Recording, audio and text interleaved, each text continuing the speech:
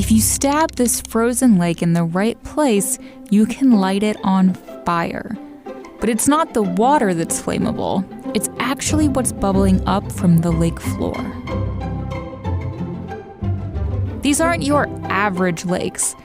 They're called thermokarst lakes, and they're filled with highly flammable methane gas. During the summer, the gas bubbles to the surface and enters the atmosphere. But in the winter, the bubbles get trapped under the ice. So when you stab the frozen surface, it releases pockets of the gas that you can then light up. It may look like a fun party trick, but there's more to this effect than meets the eye. Methane isn't just highly flammable, it's also a potent greenhouse gas, 25 times more efficient at trapping heat than carbon dioxide. And these methane-filled lakes are popping up everywhere in Alaska and Siberia. In 2017 alone, 200 new thermokarst lakes were photographed in Siberia. So where are they all coming from? They're actually remnants from the last ice age.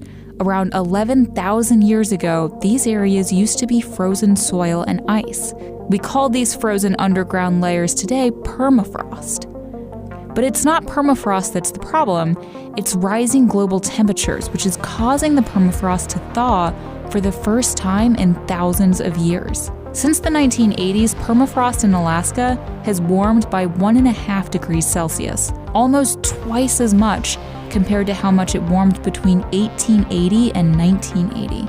And when permafrost thaws, it weakens the ground above it, which can destroy roads, damage building foundations, and even split a tree in two.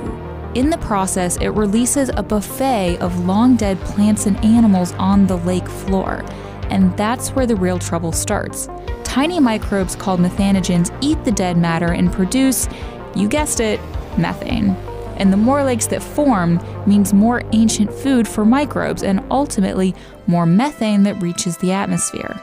Overall, thermokarst lakes are estimated to emit 3.8 teragrams of methane each year, increasing annual methane emissions by up to 63%. And what if all of Earth's permafrost thawed? Researchers estimate it would release at least 100 teragrams of methane into the atmosphere, potentially warming the planet enough to cause sea levels to rise anywhere from 3 to 10 centimeters.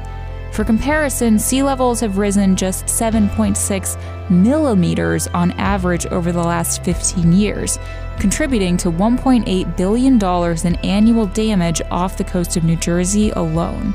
But right now, little is being done to slow the formation of thermokarst lakes around the globe. And if you burn the methane as it bubbles to the surface, it can reduce the greenhouse effect, but only slightly.